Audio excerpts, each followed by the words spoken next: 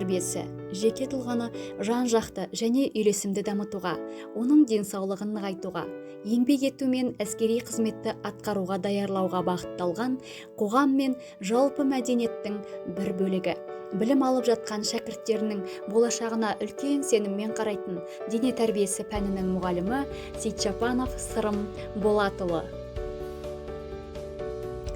Ағылшын тілін үйретуде, әсіресе мектеп оқушыларын оқытуда, олардың барлық зейінін тілге бұру маңызды рөл атқарады.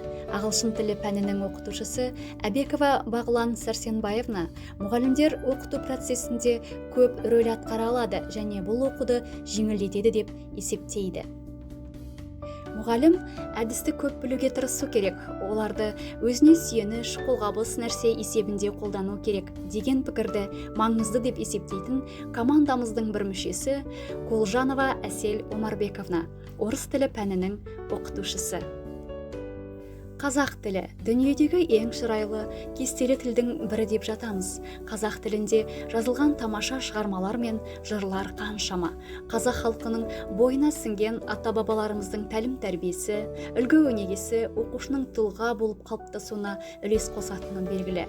Осындай гауһар тілімізді өз дәрежесінде пайдаланып жүрген қазақ тілі мен әдебиеті пәнінің мұғалімі Қожамұратова Гүлжамал Игеновна.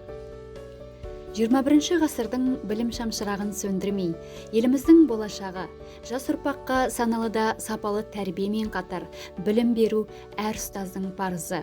Заманауи ұстаз тәрбие мен білім беретін тұлға ғана емес, ол шынайы көшбасшы.